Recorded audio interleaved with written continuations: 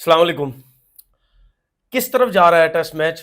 इस पे डिस्कस करते हैं और ज़ाहिर सी बात है डिस्कस करने के लिए बैठे हुए हैं। सेकंड न्यू बॉल जो बांग्लादेश के बॉलर्स ने किया वो बहुत बुरा किया था, बिल्कुल अच्छा नहीं किया।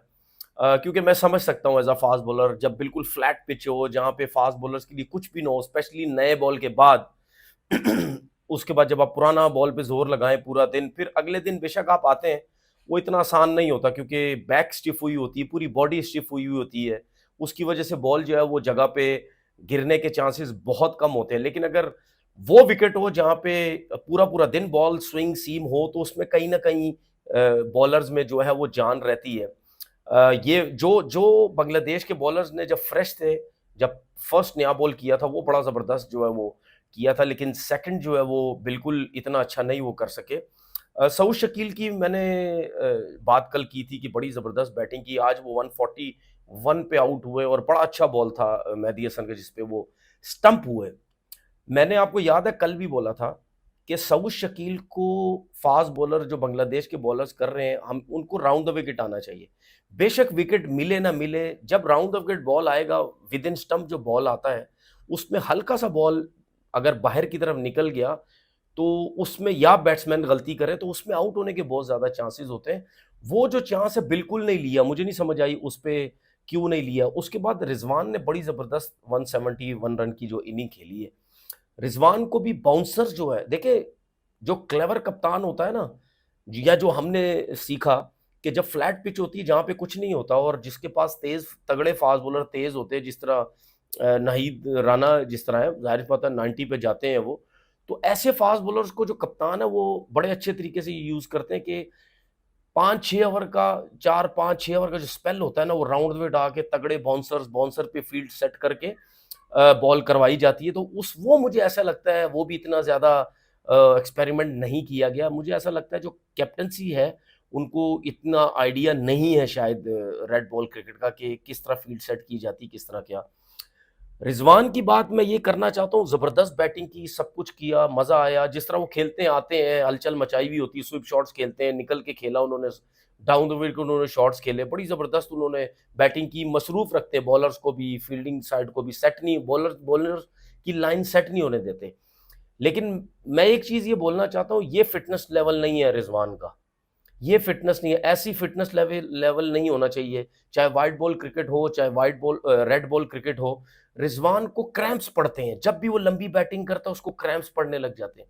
देखिए क्रैम्प्स दो सूरत में ही पड़ते हैं, या आपका पानी का जो वाटर लेवल है वो कम हो जाता है, या आपके मसल्स वीक हैं।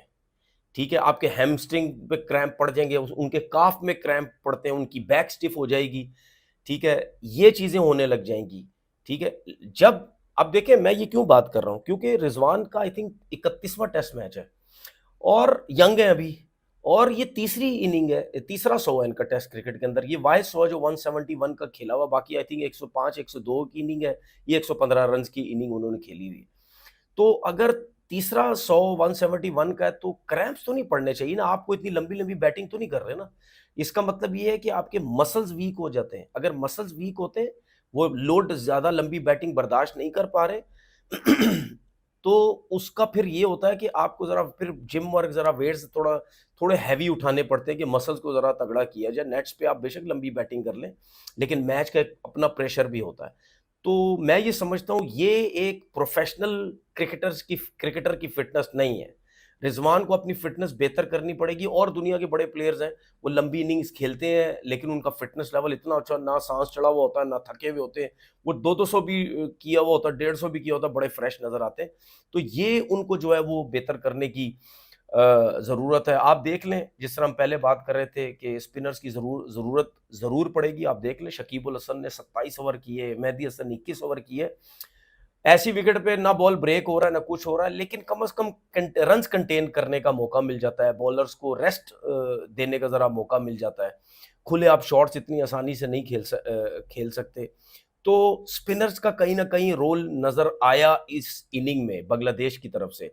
अब हमारे पास जो है वो स्पिनर्स बिल्कुल नहीं है, ठीक है? सरफराज आए विकेट कीपिंग करने, उससे पहले शुरू में जब मैच स्टार्ट हुआ आज का दिन, तो उसमें थोड़ी देर बाद वो पानी वगैरह जो है मतलब वो भी पिलाते रहे। मुझे नहीं समझ आती सरफराज क्या सोच रहा है? क्या सरफराज ऐसे ही सारी जब तक उसको चांसेस मिलेंगे ऐसे ही क्रिकेट खेलेगा?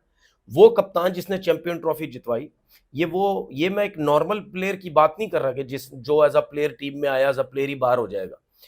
इसने चैंपियन ट्रॉफी जितवाई है, शायद वो समझ नहीं पा रहा इस चीज़ को कि यार मैं इतना बड़ा कप्तान बन चुका हूँ पाकिस्तान का कि मैंने चैंपियन ट्रॉफी जितवाई है और मेरे साथ क्या कुछ होता है। मुझे पानी पिलवाया जाता है, मुझसे जूते उठवाए जाते हैं, मुझे कभी सेंटर कॉन्ट्रैक्ट में डी में रख दिया जाता है, कभी ऊपर रख दिया जाता है, कभी कहाँ रख दिया जाता है। तो सरफराज ने अगर इसी तरीके से सोच रख के क्रिकेट खेलनी है, देखिए सोच से भी आपको बहुत नुकसान होता है। आपकी जो सोच होती है ना उसको भी बड़ा इस्तेमाल करते हैं लोग। मुझे तो ऐसे ही लगता है सरफराज यही चाहता है मुझे खिलाओ ना खिलाओ पाकिस्तान टीम में रखो मुझे। हालांकि 2019 में जोहान्सबर्ग में आखिरी टेस्ट मैच उन्होंने जब 2019 में खेला तो एक इनिंग में उनके 50 रन भी थे। तो उसके बाद उनको 2 साल बाद दोबारा लाया गया 2022 में। 2022 के बाद भी उन्होंने जितनी भी इनिंग्स खेली 9 इनिंग्स, उसमें भी तकरीबन 4 50 है, 1 100 है। तो रिजवान से बहुत अच्छा रिकॉर्ड है उनका।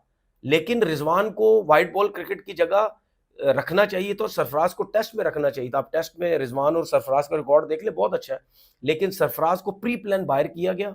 अब वो बाहर तो कर दिया लेकिन उसकी सोच ये है कि बस मुझसे पानी पिलवाते रहो, मैं पाकिस्तान टीम में रहूंगा। तो फिर ऐसे ही बाहर हो जाएगा। ऐसा कोई फायदा नहीं है कि चैंपियन ट्रॉफी जिस कप्तान ने जितवाई भी हो वो इसी तरीके से हरकतें करे। तो खैर उसकी अपनी मर्जी। अब बात करते हैं बांग्लादेश की बैटिंग की जो आज स्टार्ट हुई और 12 ओवर में 27 रन की और कोई आउट नहीं है।